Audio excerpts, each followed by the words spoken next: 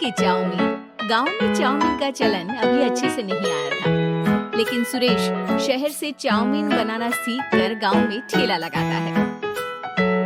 अरे ये केचुआ है क्या भैया? कैसे खाया जाता है? अरे नहीं नहीं, ये चाउमीन है। चाउमीन शहर में खाया जाता है। कितने की दे रहे हो सुरेश? 10 रुपए की प्लेट बर्गर। तभी वहाँ शहर से पढ़ा एक लड़का आता है। जरा एक प्लेट चाउमीन तो देना। सुरेश उसे चाउमीन देता है। उसे चाउमीन खाता देख गांव वाले भी उससे चाउमीन ले लेते हैं और खाने लगते हैं। अरे वाह सुरेश भैया, कमाल की बनाए हो। 2 प्लेट मेरे बच्चों के लिए भी पैक कर दो। बस फिर क्या था, सुरेश का ठेला लगता है और चाउमीन खरीदने वालों की लाइन लग जाती है। तभी वहाँ से गांव का साहूकार होकर गुजरता है। और ये क्या भीड़ लगी है? लगता है झगड़ा हो गया है गांव में। चलो मैं भी तो मजे ले लूं। अरे कहाँ है, इतनी भीड़ लगी है यहाँ? लड़ाई हो गई है क्या? अरे साहूकार साहब, ना ना ना, कोई लड़ाई ना हुई है। ये तो सुरेश की दुकान है चाउमीन की। हम लोग चाउमीन खाने आए हैं, आप भी खाइए ना। साहूकार चाउमीन खाता है और सुरेश की तरफ देखता है, जो सारे दिन के पैसे गिन रहा होता है। अरे सुरेश, क्या लागत है इस काम की? अरे साहूकार जी, आप अब आए हैं तो ये पूरे 10,000 रुपए ले जाइए, जो पिछले साल शहर जाने से पहले आपसे लिए थे ना। लागत तो क्या कहे, जो आपने दिया था उसी में सीखा भी है और दुकान भी खोल ली। अरे पैसे इतने जल्दी क्या जरूरत थी? कैसे जरूरत नहीं थी साहूकार जी, इतना मोटा ब्याज कहाँ से भरते। साहूकार को अब सुरेश की दुकान को हड़पने की लालच आ जाती है। नाना करते ये सारे दिन में 500 रुपए कमा ही लेता है। अरे गांव में ये ऐसे ही कमाता रहा तो कहीं ब्याज का काम ना शुरू कर दे। अरे भैया, कोई ना कोई जुगाड़ तो करना पड़ेगा। अब साहूकार घर आ जाता है और अपनी बीवी को सारी बात बताता है। हाँ जी, ये तो मैंने भी सुना है कि सुरेश के हाथ की चाउमीन नहीं खाई तो कुछ नहीं खाया। अरे हाँ हाँ, सही ही कहते हैं। मैं अभी खा कर ही आ रहा हूँ। अरे भाग्यवान है, कितना अच्छा हो ना अगर वो पैसा हम लोगों को मिल जाए। क्यों? हैं? हाँ, वो तो है, लेकिन कैसे? हम लोगों को तो चाउमीन बनाना आता ही नहीं है। साहूकार और उसकी बीवी अब रोज चुपके से सुरेश के घर जाते हैं और खिड़की से उसे चाउमीन बनाते देखते। अब क्या था, दोनों को चाउमीन बनाना आ जाता है। फिर एक रोज, और सुरेंद्र, तुझे साहूकारनी ने बुलाया था। बोल रही थी कि बेटे के जन्मदिन में 10 किलो चाउमीन का ऑर्डर देना है। बना दोगे ना? अरे हाँ हाँ साहूकार जी, मैं जरूर बना दूंगा। कब देना है घर में 10 किलो चाउमीन? अरे वो तो तू घर आकर बता कर लेना, मैं नहीं बता पाऊंगा। ठीक है, शाम को काम निपटा कर आ जाता हूँ। सुरेश साहूकार के घर जाता है, लेकिन वहां मियाँ बीवी मिलकर उसे बंधक बना लेते हैं। अरे मुझे क्यों बांध रखा है? मुझे छोड़ दो। आज से तेरा ठेला मैं लगाऊंगा और बहुत सारे पैसे कमाऊंगा। साहूकार एक आदमी को सुरेश की निगरानी में लगा देता है और वहां से चला जाता है। अगले दिन, अरे साहूकार जी, आप कब से चाउमीन बेचने लगे और अपना ये सुरेश कहाँ गया?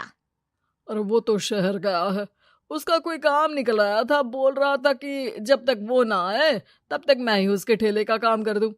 पैसे भी तो बहुत उधार ले रखे थे उसने। लगता है कर्जा भरने के डर से भाग गया है। अरे पर वो तो बोल रहा था कि उसने सारा कर्जा उतार दिया है, और वो क्यों भागेगा? इतना तो कमा रहा था। अरे मुझे क्या पता। अरे चाउमीन खाना है तो बोलो, नहीं तो भागो यहाँ से। अरे हाँ हाँ, दे दो दे दो। अब तो चाउमीन खाना पूरे गांव के लोगों के लिए आदत ही बन गया है। ना खाओ तो नींद ना आए। हाँ हाँ, तो लो और निकालो 50 रुपए। 50 रुपए क्यों? सुरेंद्र तो 10 रुपए में देता था। अरे वो पागल था, मैं थोड़ी ना हूँ। गांव वाले, जिनको चाउमीन की लत लग गई थी, वो करते भी क्या? दे दो, और ये लो 50 रुपए। लेकिन फिर साहूकार उन लोगों को प्लेट में थोड़ी सी चाउमीन रख देता है। अरे ये क्या, पैसे 5 गुना ज्यादा और चाउमीन है बस इतनी सी।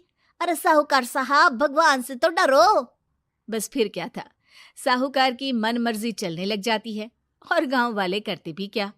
एक रोज मुझे तो लगता है कि सुरेश को साहूकार ने मार डाला होगा, क्योंकि उसका काम इतना अच्छा चल रहा था, फिर वो क्यों जाता, और वो भी साहूकार के हवाले दुकान करके। ना बाबा ना। अगले रोज भाग्यवान, देखो तो जरा, इस सुरेश भी ना कितना पागल था। जिस काम से वो ज्यादा पैसे बना सकता था, उससे इतने कम पैसे छाप रहा था। 50 रुपए प्लेट में भी गांव वाले खूब खा रहे हैं चाउमीन। हाँ जी, और जितने में वो लोगों को 10 प्लेट खिलाता था भर भर कर हम लोग उतने में 20 प्लेट बना रहे हैं। क्यों जी? वहीं सुरेश रोज भगवान से मांगता कि बस एक बार वो किसी तरह वहां से निकलने में कामयाब हो जाए, लेकिन उसकी हर कोशिश नाकामयाब होती। फिर एक दिन, अरे भाग्यवान, ऐसा कुछ करो कि चाउमीन बनाने का खर्चा आधा हो जाए, जिससे हम लोगों को और मुनाफा हो। ना जी, मुझे तो कोई तरकीब ना सूझ रही। अरे सुनो, एक काम करते हैं, चाउमीन बनाने में जो सब्जी लगती है वो मंडी में लेने तुम देर रात चली जाना। तब तक वो सारी सड़ी गली सब्जी जो दुकानदार वहीं फेंक जाते हैं, वो उठा कर ले आना फ्री में। अरे वाह जी वाह, आप तो बहुत समझदार हैं जी। बीवी वैसा ही करती है, लेकिन अब लोग चाउमीन खाते तो मुंह बनाकर। फिर एक बार, अरे राम राम राम, ये पेट में दर्द काहे हो रहा है? आई, आई, आई, आई, आई। हाय रे हाय, मेरा भी पेट दर्द के मारे फटा जा रहा है। सभी को शक हो जाता है कि उन लोगों को चाउमीन खाने से ही ये बीमारी हो गई है। वहीं दूसरी तरफ जो आदमी सुरेश की निगरानी कर रहा था, वो सो रहा होता है और मौका देखकर सुरेश वहां से भाग जाता है। सुरेश गांव वालों के पास जाकर उन्हें सब कुछ बता देता है। बस अब क्या था, साहूकार के घर पुलिस पहुंच जाती है। चलो, तुमने गांव के लोगों को खराब सब्जी वाली चाउमीन खिलाकर बीमार किया और सुरेश को बंधक बनाया। तुम्हें इसीलिए हम गिरफ्तार कर रहे हैं। साहूकार को पुलिस ले जाती है और फिर अगले दिन से सुरेश का ठेला गांव के बाजार में लग जाता है, जहां अब पहले से ज्यादा भीड़ होती है।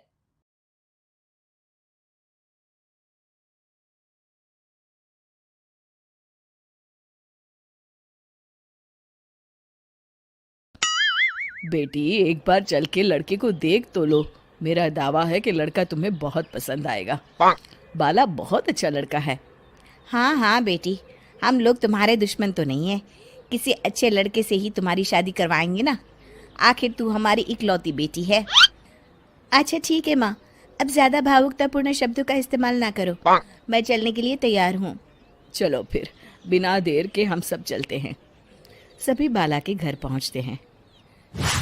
अरे क्या बात है बहन जी, अभी तक आपका बेटा नहीं आया? जी बस आता ही होगा। तभी वहां बाला आता है। लो जी, आ गया मेरा बेटा। ये लोग तुझे देखने आए हैं और ये इनकी बेटी नम्रता है। बाला के सर पर बिल्कुल बाल नहीं होते। ये देख नम्रता और उसके परिवार वालों की आंखें फटी की फटी रह जाती है। ये तो टकला है। हे भगवान, माँ पिताजी, आप दोनों एक टकले से मेरी शादी करवाने वाले थे। अरे ये तो पूरा उजड़ा चमन है। देखो बेटी, इस तरह किसी का मजाक उड़ाना गलत है। किसी के बारे में इस तरह की बातें नहीं करते। बालों का क्या है, वो तो आते जाते रहते हैं। लड़का टकला है तो क्या हुआ, इंजीनियर है, अच्छा खासा कमाता है। आप चुप रहिए जी। इसकी तरफदारी इसलिए कर रहे हैं क्योंकि आपके भी सर पर बाल नहीं है। मैंने तो आपसे शादी कर ली, मगर मैं अपनी बेटी की शादी एक टकले से बिल्कुल नहीं करवाऊंगी। अरे ये क्या, कब से आप लोगों ने टकला टकला लगा रखा है? और माफ करना, तुम भी कोई हूर की परी नहीं हो। तुम लोग मेरे घर में आकर मेरी ही बेइज्जती कर रहे हो। निकल जाओ यहाँ से। हाँ हाँ तो जा रहे हैं ना, हमें भी यहाँ रुकने का कोई शौक नहीं है। नम्रता और उसके परिवार वाले उठकर वहां से जाने लगते हैं। तभी नम्रता का छोटा भाई जाते जाते कहता है, टकला, तेरा बाप टकला। और इस तरह बाला का रिश्ता टूट जाता है। फिर एक दिन सड़क के किनारे एक आदमी घूम घूम कर कंधी बेच रहा होता है। कंधी ले लो, कंधी, एक से बढ़िया एक कंघी ले लो, नए जमाने की कंघी ले लो। अरे भाई ये ले लो। घूमते घूमते वो बाला के पास पहुंच जाता है। अरे भाई साहब, कंधी लोगे क्या? ये लो। तभी उसकी नजर बाला के सर के ऊपर पड़ती है। अरे माफ करना भाई साहब, आप इसे लेकर क्या करोगे? आपके सर पर तो बाल ही नहीं है, आपका तो स्टेडियम पूरा खाली है। चलता हूँ, कंधी ले लो, कंधी ले लो। कंधी वाले की बातें सुनकर बाला को बुरा लगता है। उस समय बाला को ऐसा महसूस होता है कि उसके लिए दुनिया में सबसे कीमती कोई चीज़ अगर है तो वो सिर्फ बाल है। बाला सड़क पर चलते हुए लोगों के बाल बड़े गौर से देखता है। चलते चलते बाला एक मंदिर के पास पहुंच जाता है। हे भगवान, तुमने ये मेरे साथ क्या किया? थोड़े से बाल अगर मुझे दे देते तो तुम्हारा क्या चला जाता? सारी दुनिया मेरा मजाक उड़ाती है। अरे भाई, आज पहला इंसान देख रहा हूँ जो मंदिर आकर भगवान से अपने लिए बाल मांग रहा है।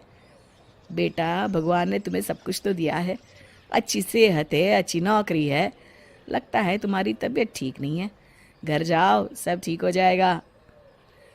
बाला वहाँ से चला जाता है। घर पहुंचकर बाला खाना खाता है और अपने कमरे में सोने के लिए चला जाता है। फिर सुबह जब बाला सोकर उठता है तो आईने के सामने अपने आप को देखकर हैरान हो जाता है। बाला के सर पर एकदम घने बाल आ जाते हैं। बाला खुशी से झूम उठता है। अरे, ये तो चमत्कार हो गया, मेरे सर पर बाल आ गए। लेकिन ये हुआ कैसे? दोस्तों, अगर आप इस कहानी का दूसरा भाग देखना चाहते हैं तो हमें कमेंट करके ज़रूर बताएं।